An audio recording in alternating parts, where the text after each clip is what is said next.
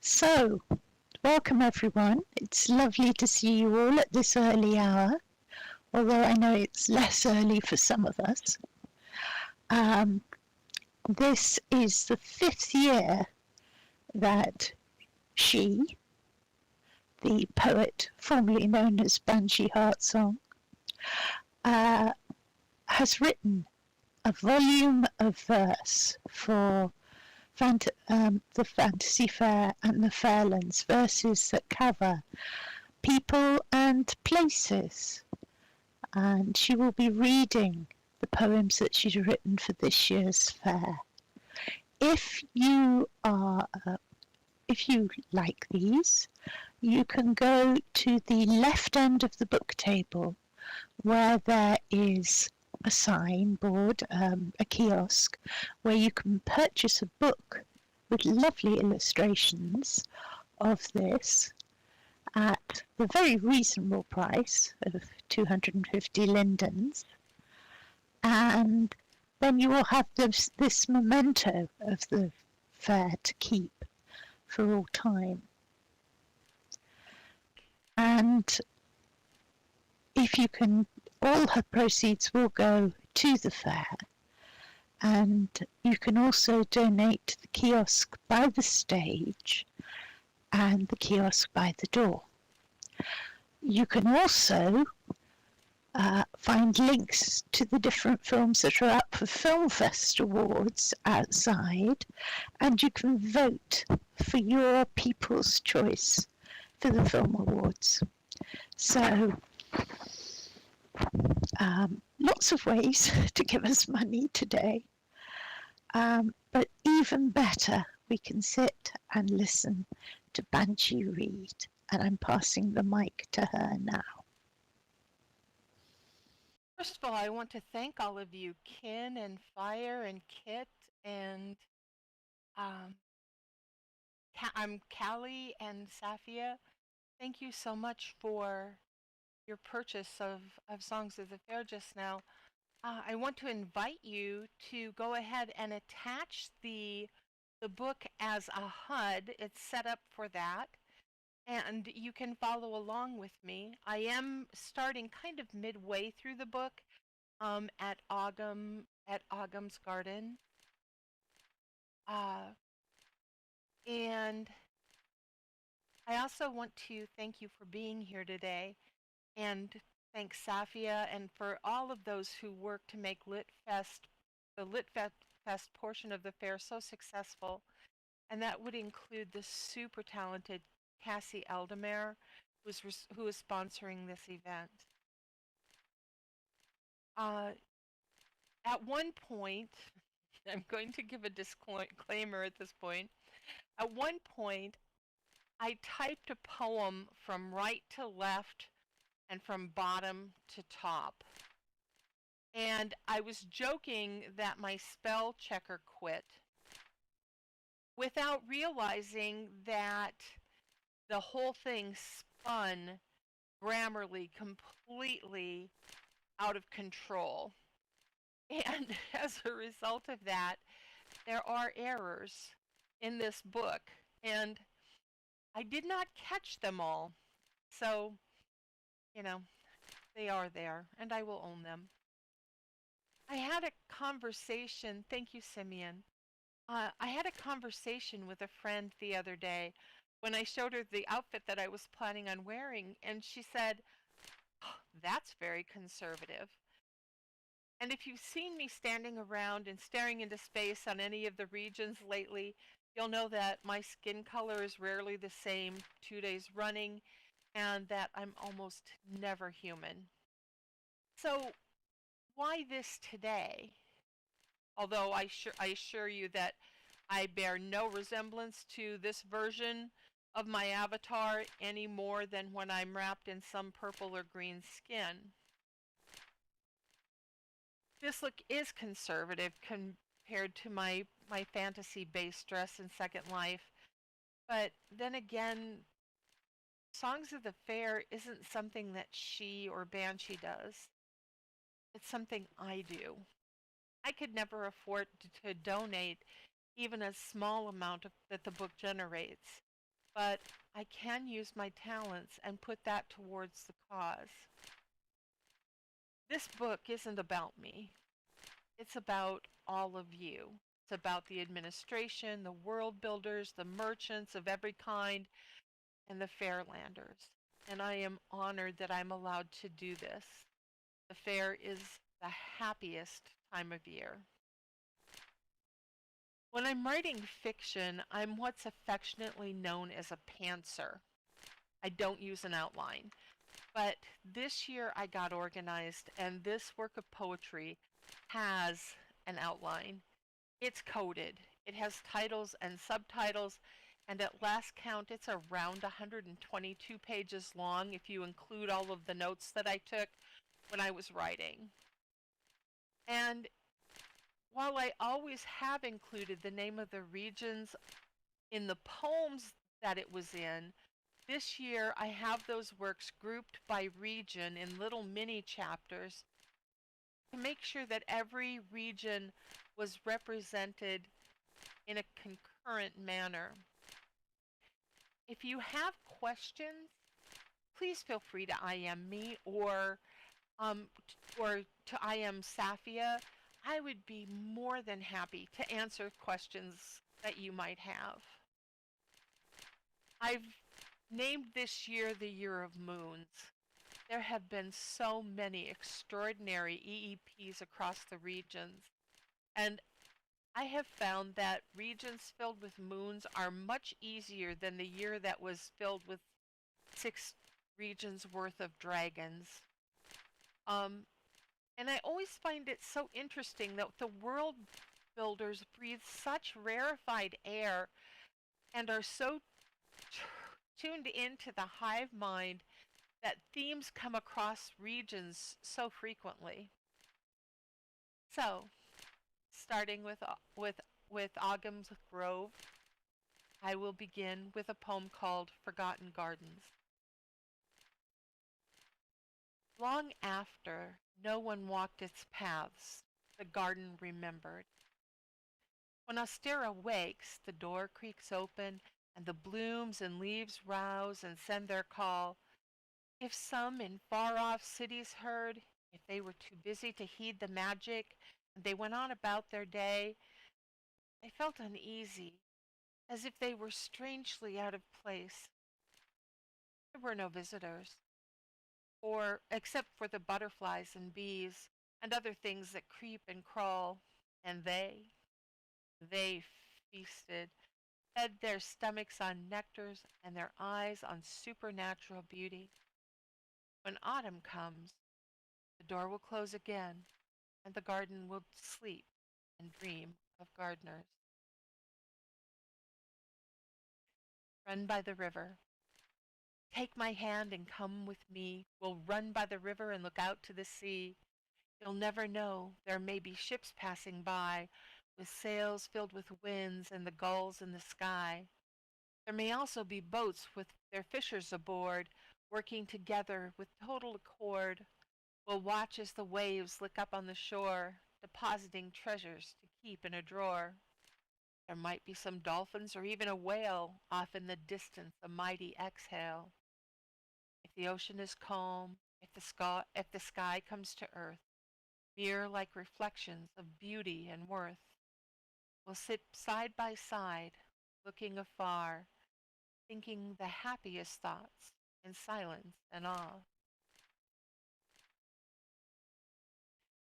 One of the things I try to do every year is ask people for words that they would like to have a poem written about. And Beautiful Storm gave me the word believe. We had it last year from Fantasy's own hand. Believe, harbored it within our hearts, placed it in our homes, and looked at that word when we needed hope, trusted in the simple surety of truth. It's been a year, and here we are again with that same word burning in our souls. This mission is more than worlds of magic and delight. We have a common purpose, a goal that joins thousands from every corner of the world. We fight. We fight for that tomorrow, whenever it may be, when we unweave that which the unweaver breeds, that someday the final candle will be lit, the final tear shed over this disease. Then we'll move on to other things. But we're not done, and until we are, we believe.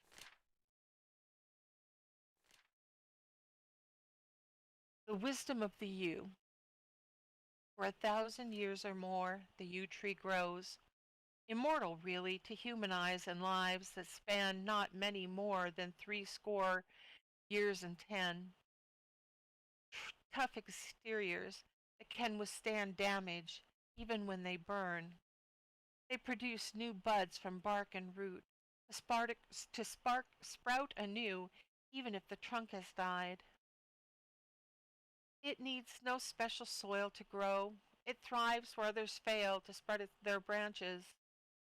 No wonder they protected graveyards in the long ago, or were told of in song and poem, held sacred in the groves. Sondheim.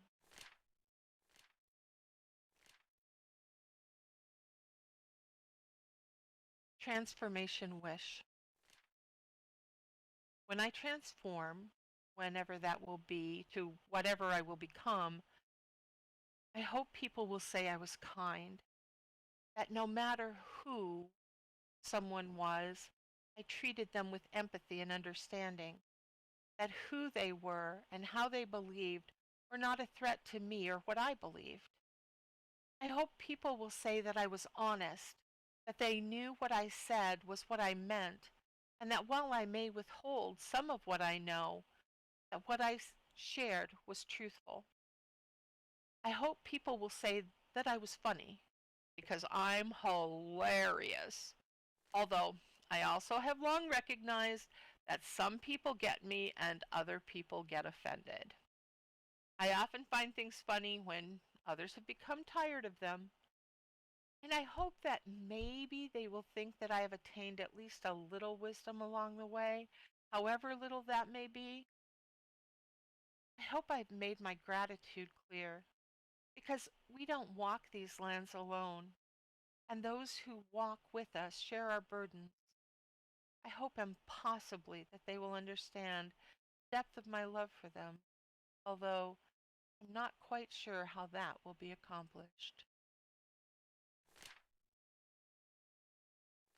Hi, Ember. Come in, come in. Can someone let her know we're in voice? The punishment of Loki. Even a god would become bitter, punished until the world ends. And here, the god of mischief ceases, and the lord of vindictiveness increases. Bound by my son, Nefari's bowels, while Vali, my other son turned wolf, committed senseless fratricide.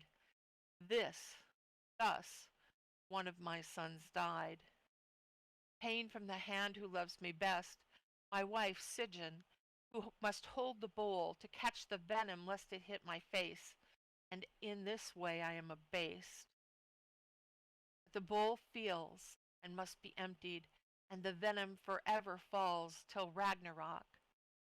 They will so torture one of them, I will see that they all end.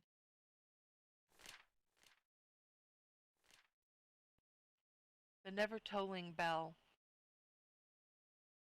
The bell swings but never tolls, yet the spirits gather nonetheless. Do they hear what we do not, or does the bell ring when they are through?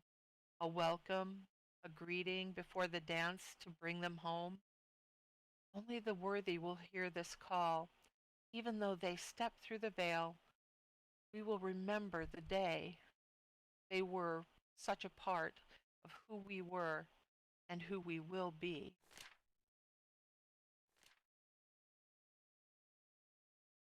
When I saw the anvils uh, in Andheim and what Kadash had done, I was so awestruck. Anvils are sacred to me. My grandfather was a blacksmith and he worked every day for 60 years on the same anvil. And I own that anvil. It's something that I have, and it's kind of an altar to me. The anvil is sacred.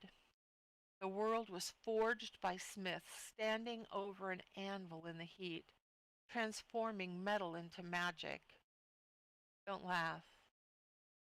Magic needn't mean arcane, but what was worked was transformed from raw ore into the indispensable, mere alchemy, and always innovation. First bronze, then iron, which yielded strength to steel, the arms of the smith raining hammer blows to craft protection, men shaping metal that shaped men in turn.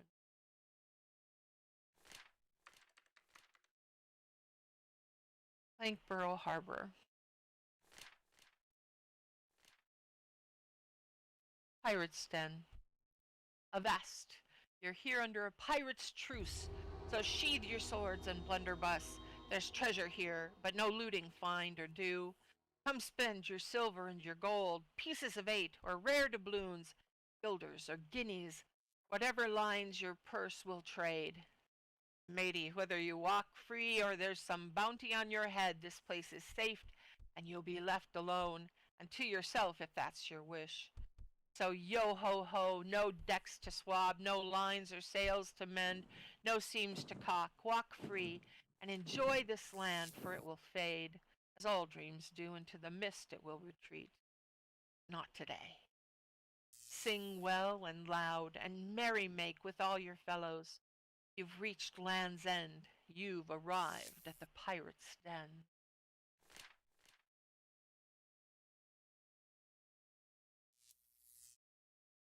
Ropes. The ever-changing ocean is a peril in and of itself. No need to climb the rigging to punctuate that point. No one ever tells you that the ropes are slick with spray, and then grip and footing fail and down you go.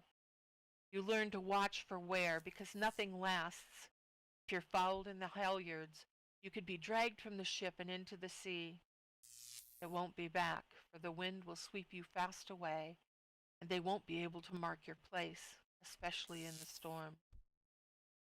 So watch the ropes for wear or weakness. Use tar and tallow to protect them well. A multitude of tasks that protect the ropes to protect your life.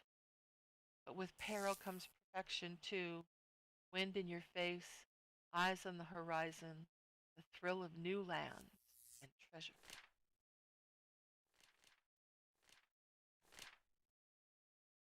This one's called Broken Sails. You've been judged too many times because your tattered sails show through the climb. You're told, it's all your fault.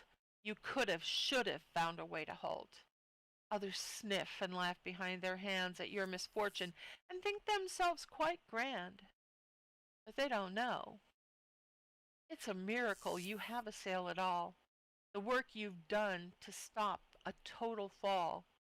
You've cleaned the salt and dirt each time you've sailed and sewed tight seams with all that entailed. Each corner reinforced, the edges too, and do all the things good sailors need to do. Through troubled waters and times of abject woe. To be quite clear, you don't deserve the blame. You did all you could to save the transom name, fought hard each square inch to save, and to your survival, everything you gave. In each and every way you've done your best. Please, it's time to give your troubled head a rest. You survived the bitter blow, but they don't know. Through troubled waters and times of abject woe, you survived the bitter blow.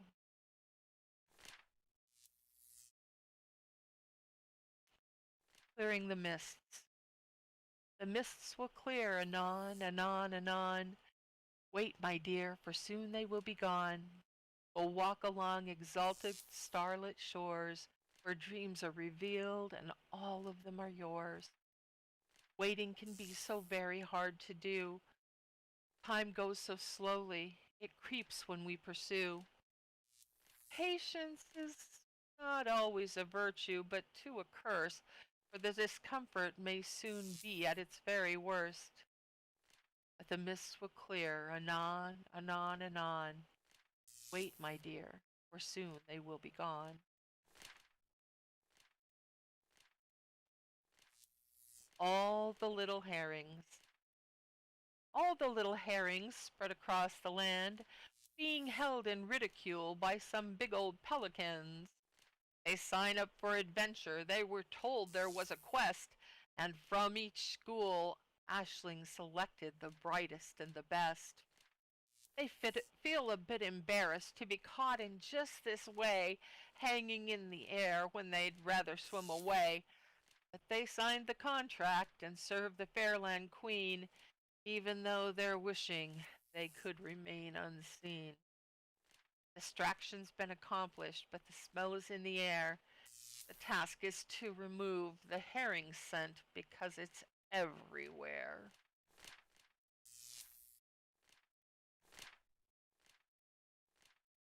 That's the ode to the Fairland quest. Going on to Samsara. Another thing that I like to do when I'm wandering around is, I will find a build in a store that just particularly speaks to me for whatever reason. And I love being able to include the merchants in the book. And this one is called Artisans. The store was here on Samsara, and the store is Petrichor, which is this region's sponsor. Ancient artisans carved elaborate designs now found weathered and deserted. We wonder at what they wrought, with nothing more than flint and stone, or bronze or copper chisels and hammerstones, edges smoothed with sandstone, or using sand and water to abrade. There are old stories written here, myth and history interwoven in aesthetic appeal. They carry the weight of their age and the hands that formed them. Know that those long dead have left a monument to that time and place. How different is that?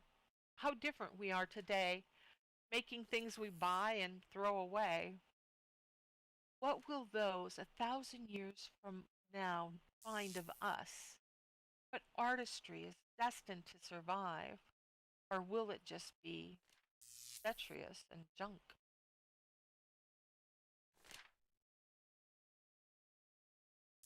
Reaching out. We keep silent.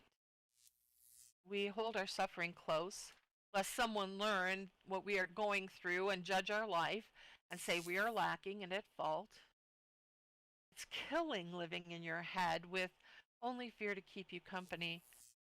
Fear's not a good companion. They would have you sup on anxiety and apprehension and tell you that this is all there is, make you think that they are your only friend and could stop you from attaining what you could. There are hands waiting to reach out to them as they reach for you too. Let others help you bear the burden and light your path even for the shortest time. Life needn't be only endless pain. 5 falls. 5 falls.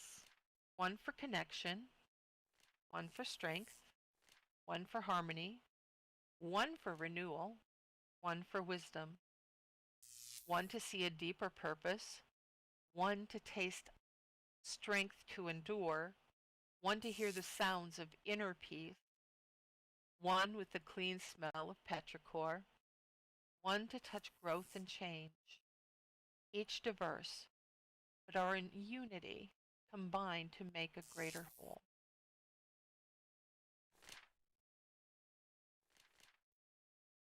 Hard passage. If we are to survive, we may have a price to pay. Hard passage.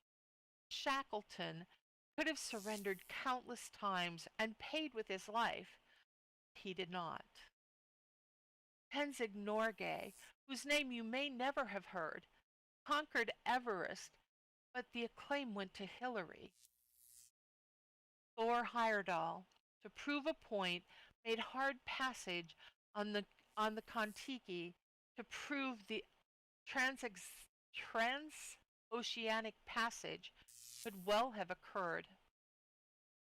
Tortel, Bloom, Callahan, Ginsberg, Stratford, Kopek, and too many more to recount, each a flame to light the way when we have to pay hard passage.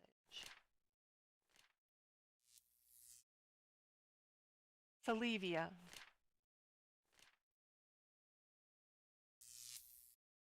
On distant ships from far-off shores, a tribute to the Fairchild. She's ours, these few fleeting hours, and she'll be gone again to far-off shores. You can't hold wild freedom in your hand, though we would wish it so, though we would wish it not so. Such testament kills the untamed soul. Better you would try to hold the wind, or tell the moon not to shine when it's full. So friends, fae, seelie and unseelie, dryads all and nymphs, changelings, elves, dance your slippers through. Centaurs, shake your manes in time, and mer, your fins must truly shine. Griffin, phoenix, unicorn, whate'er you be, come all, and here gavotte. Time is short, and the music calls.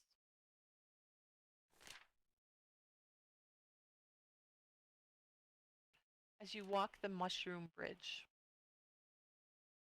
spores of magic seed the air, in a night that's truly beyond compare. Listen, mushrooms whisper to each other, some each of family, friend, and lover. A gentle touch will cause each to sing the rarest sound that each can bring. Tiny bell caps are the tiny bells of caps are made and join the song with the forest sade. Birds and too the stream's sweet song will enchant you as you stroll along. Pixies flit both here and there, and dragonflies are everywhere. Sleep amongst the bracken, you may see the prime moss dragon. The tiny creature guards its hoard, relics from the tenants scored. You can leave a tribute too, a treat or trinket of gratitude. There's so much more for you to see on the mushroom bridge. Come follow me.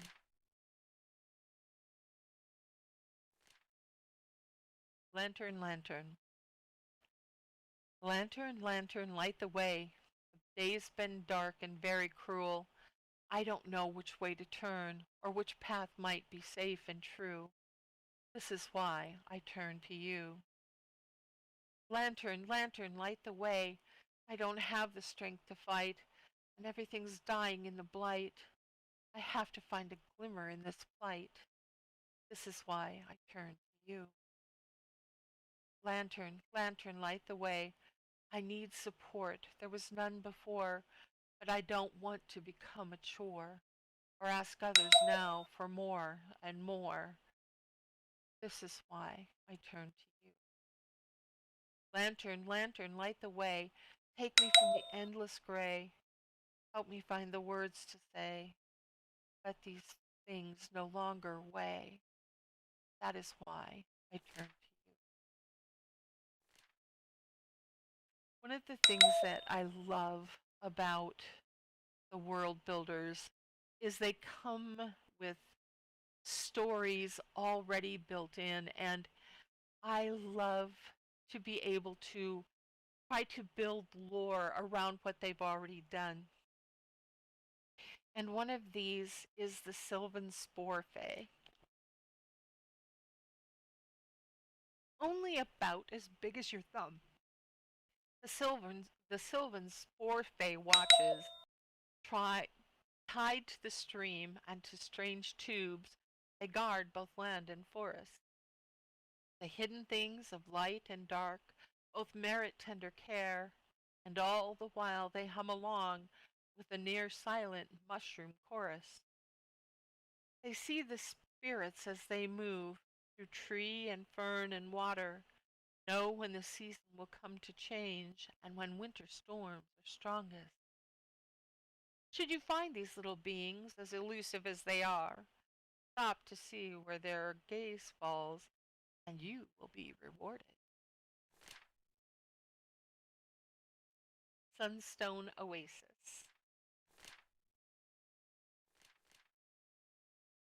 I was in awe the first time I landed on Sunstone Oasis.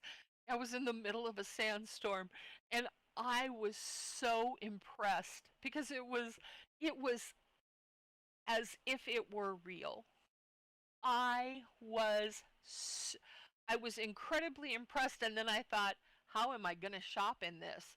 But they only lasted just so long. It is a great region in a fair full of fantastic regions. So the first poem I wrote was called Desert Winds. The spring sirocco arrives with a blast of heat and dry, so dry it will suck moisture from your lips and skin, nose and eyes. You learn early to keep them covered and wreathe your head in fabric. Dust comes through each crack and open door, but you can't see beyond the walk. Canvas rattles and flexes with the blow. Ropes strain against the ever-changing forces. Keep an eye, they've been known to snap. It unsettles the weather, and in the storm it can rain mud, but it also settles down the dust, washes it from the air. Storms fill the cisterns, though the water's not a worry. One of the wells has never failed.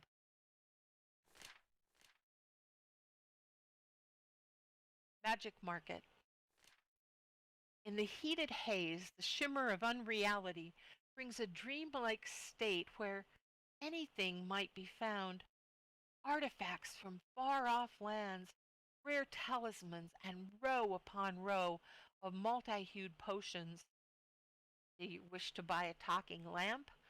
It's yours, but for a trifle of your coin. Or would you rather trade me a memory or a future promise if you dare? A mirror that shows you another time or what your future will become by and by. It's here. Come to my stall and I will sell.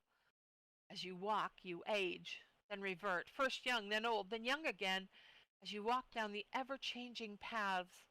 Such food you'll find, spiced to your tastes with things you've never had before and never will again unless you buy.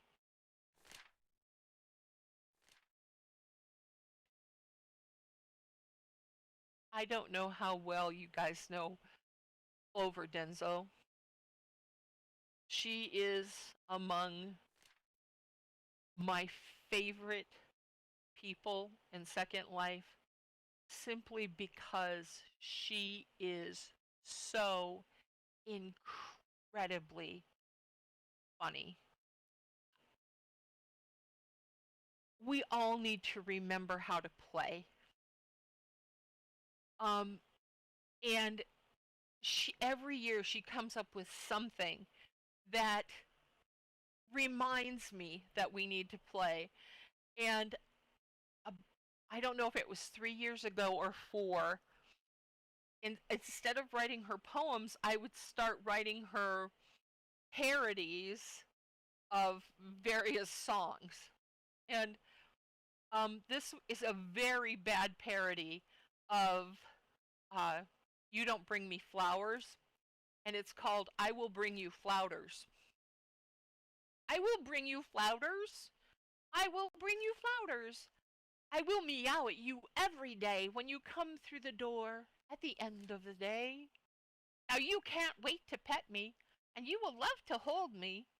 Now when I shed on you in the night, you'll just turn out the light and be a muppet that way, 'cause I will bring you flowers. It will be so natural when you're under my power to nap about forever. Under my power, that's all that counts anymore. We'll lay on the floor and sleep the day all away. You will learn not to bat an eye when my claws shred your thigh. I will bring you flowers. I will bring you flowers.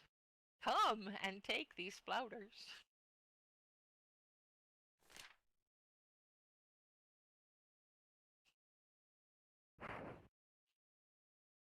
Um, I one of my trouble stores, and don't ask me. I don't have room. I don't have land, so finding a place where I put things becomes an issue.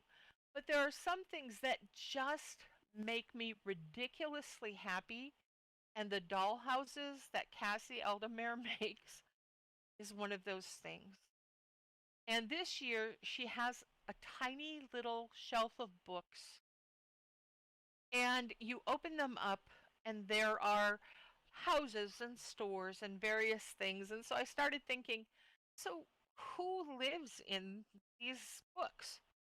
And I thought about it for a while, and this is what I came up with. You filled your shelves with endless books. You may want to take a look, for the booklings have come to stay. They build their homes inside the pages with businesses in many stages, always work and never play. Serious these creatures are, with books closed tight and not ajar. They're not on display. Among the rarest of bookling stores is one with books behind the doors. You should not delay. If you open then those covers, smaller booklings you'll discover, you'll be on your way. Even smaller booklings get than smaller books, and smaller yet, a visit you won't soon forget. Visit right away. And then I will tell you the booklings show up again later in the book when I hit another region. Venice Bay, Reclaiming Atlantis. Now, this came, please keep in mind that I wrote this way before the hunt that, that the people at Contraption put out yesterday. And so this is my thought on what was going on in Venice Bay when I first initially hit the region. Venice Bay has about a day before it's changed forever. From here on out, the locals won't just talk about the weather. The days of Ganses will soon be gone, for they'll no longer fish. They've always kept the secret close, as has ever been their wish. But some outsider in a fancy yacht was grounded on the shore, and what was unmentioned for epochs isn't a secret anymore. While waiting for his boats repaired, it appeared that he got bored, put on some gear and sunk below, and then, well, he explored. He claims he discovered, but we always knew what lay beneath, for letting outsiders know would only bring us grief. Those who call this bay home have lived here and adapted. From very ancient lineage, we have been extracted. We made a living up above and live below as well, and live as well below. Breathe both water and fresh air. We thrive and grow. In full truth is ever found, and we will all be damned. For the survivors of Atlantis now live upon this strand. Oh, that hunt is evil. It is an evil, evil hunt.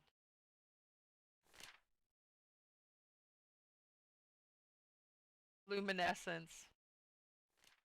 Light has filtered down from the surface, soft as a candle's flicker, Soft as the moon's sweet kiss, soft as a breeze in springtime, soft as a lifting mist. Shimmers of bioluminescence through the water shine, magic as the moonlight, magic as the merfolk dance, magic as the glowing coral gardens, magic holds us in a trance. Suspended for a moment or 1,000 years, time hasn't any meaning. It all just disappears.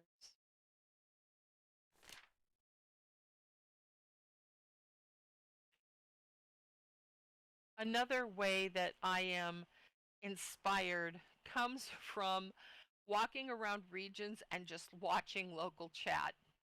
And people often make mistakes and will say something that I then must use.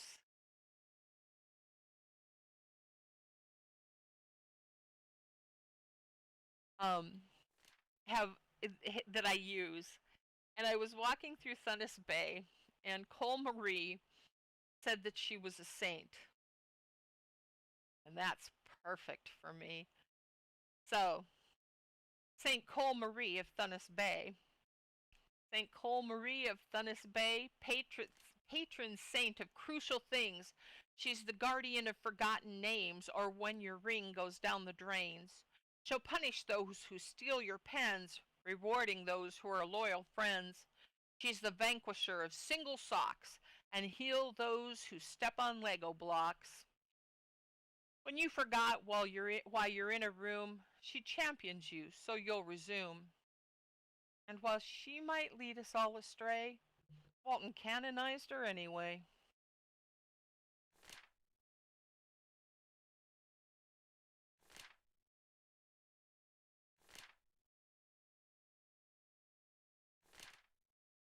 And here is the poem that I wrote upside down and backwards.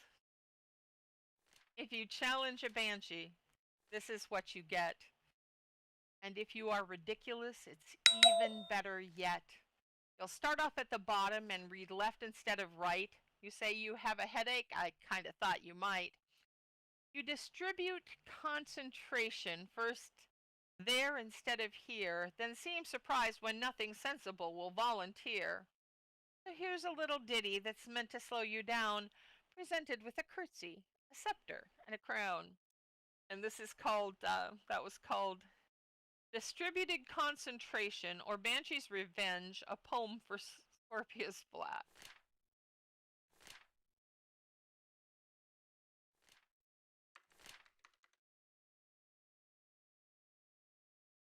Through dirty windows. There are days I look through life through dirty windows. It can't be helped that my brain's not correctly wired. I forget that the sky is blue, that children laugh, that there's sweetness in fresh air. It seems like there's too much of an effort to wipe the grime away, even if it's just with my cuff, so that I can remind myself of such. Days when I sleep the hours away and turn on noise so I don't have to listen to my own thoughts. I wait because I know that the view will change, and that I will remember that there are better days ahead. Whispering Pages. If you have not submitted work to Mondi or Gwen, they are taking work that is submitted to them, and they will be texturing it onto parchments and placing it around the region for people to read.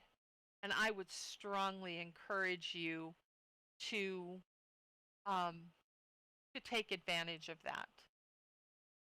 The first poem that I wrote in Whispering Pages is called First Lines. From the first line, I fell in love. The first time Menely heard the harper play his music, she cried. She scowled at her glass of orange juice. From this high tower, you can see the whole palace, Page's teacher said. In a hole in the ground there lived a hobbit. Once upon a time, 60 years ago, a little girl lived in the big woods of Wisconsin in a little gray house made of logs. In my time, I have been called many things: sister, lover, priestess, wise woman, queen. The children were playing while Halston climbed to his death. He could hear them squealing, as only happy children do. These books became, and when I finished, I'm sorry. And when I finished, I returned to the beginning once again. They became friends, then fast friends, now old friends. I have read their bindings to pieces and had to buy them new once more. And so I will again, with these few and so many others. And these are first lines from Anne McCaffrey's book, Dragon Song, Robin McKinley's book, The Blue Sword, Tamora Pierce's The Lioness, J.R.R. Tolkien, The Hobbit, Laura Ingalls Wilder, Little House in the Big Woods, Avalon by Marion Zimmer Bradley, and Hugh Howey's book, Silo.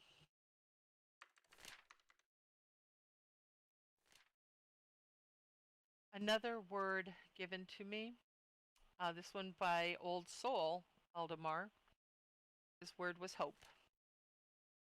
The accumulated knowledge of mankind is gathered within pages of tens of millions of books.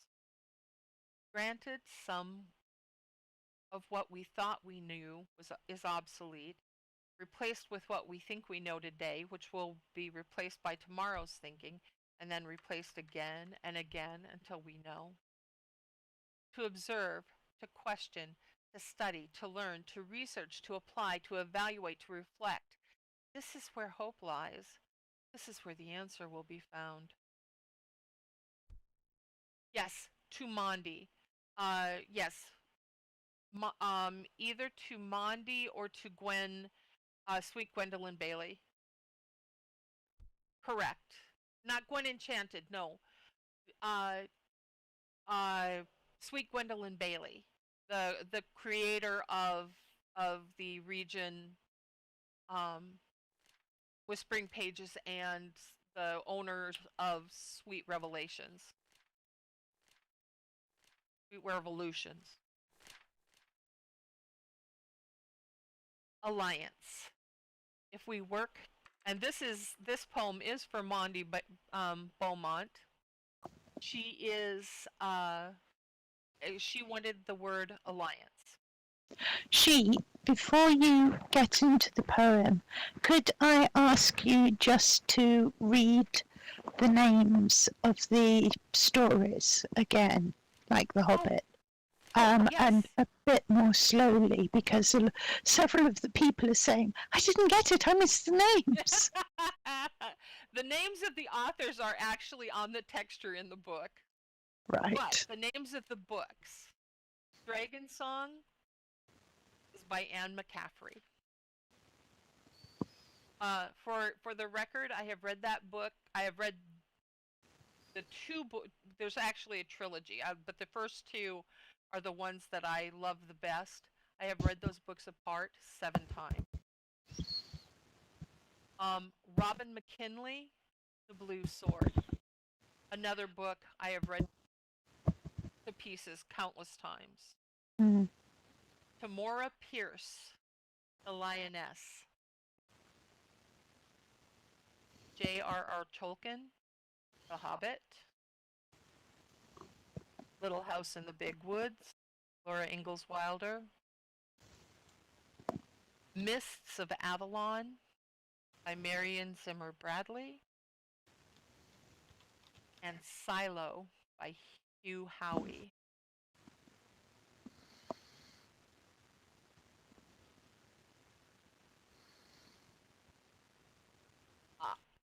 If you walk into my apartment from floor level to about 5 feet high is solid paperback books. That's where my paperbacks live.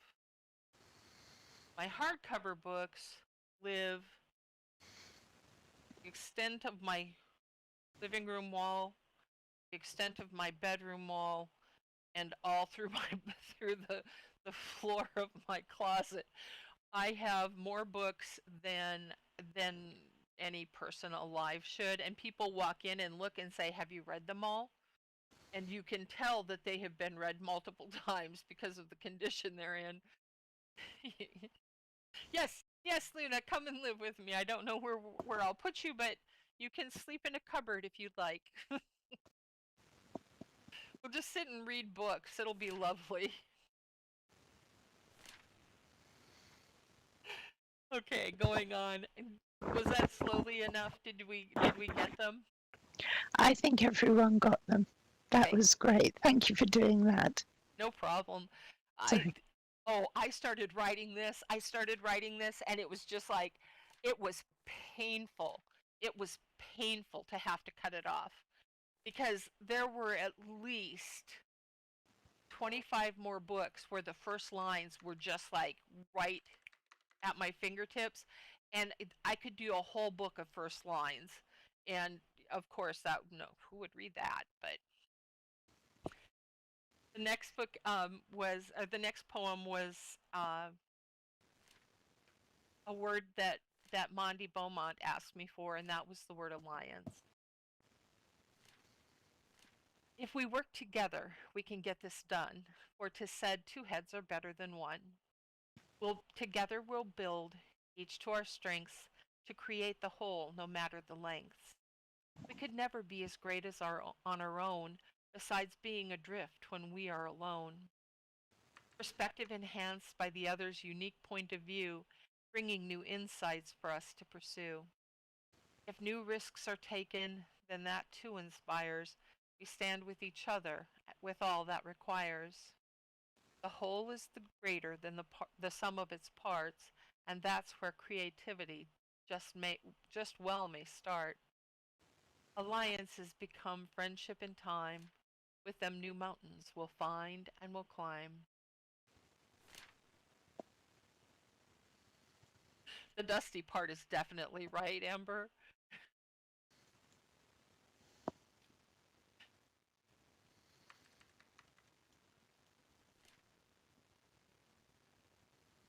I don't have room on my bedside table anymore. Yeah, I mean, it's just, yeah, it's just books. Um, one of the things that, one of the builders that I miss this year is the Looking Glass.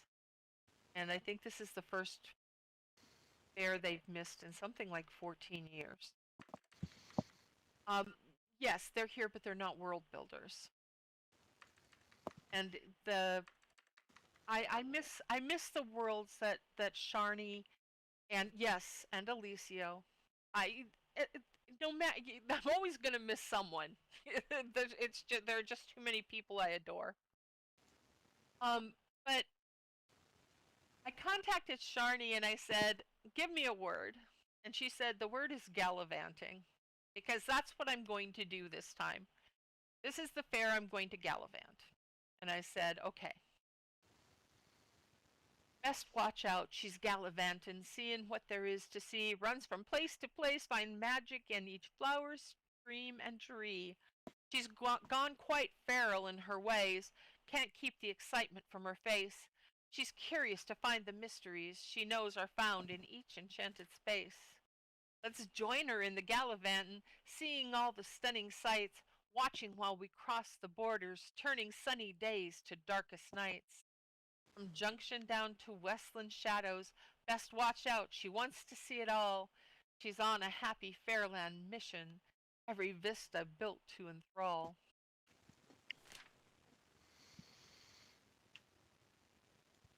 The Three Bears Revisited. Where there were 3 bears, now there are 4, now that Goldilocks was shoved out the door. Baby Bear's no a baby no longer, he's grown up some, gotten much stronger. Now he plays in the woods with his little sister. He loves her a lot, can't seem to resist her. They no longer have problems with thieving young girls, ones dressed in blue dresses with long golden curls. To make sure they don't suffer any more harm, Papa Bear went to the store and bought an alarm.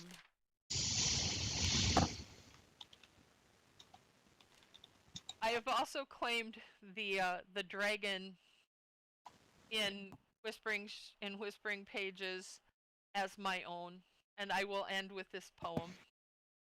And I have named that the poet tree. Shakespeare rested here, I'm sure, and was joined by Robert Frost and Maya Angelou, each in their time. I love them all. But I'm whimsy minded, and those who call to me most often are the same: Shel Silverstein, Dr. Seuss, or A. Milne. Now we are six. So I sit here with my book in hand, in summer breeze with poems unplanned, but I declare this poem's for me. I'm sure it is my poetry. In closing, I would just like to say a few things. I think everyone here has bought a copy of Songs in the Fair, but there is a kiosk in the for donations on your immediate left if you're able and so inclined. I would also strongly encourage you to stop in Little Big in Sunstone Oasis. The owner, Cassie Aldemir, is this year's Lit Fest sponsor.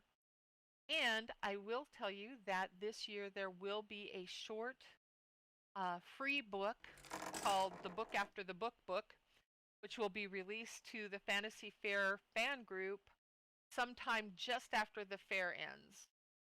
And my thanks to all of those involved and for Safia for being here and to each of you for being here as well. Thank you so, so much.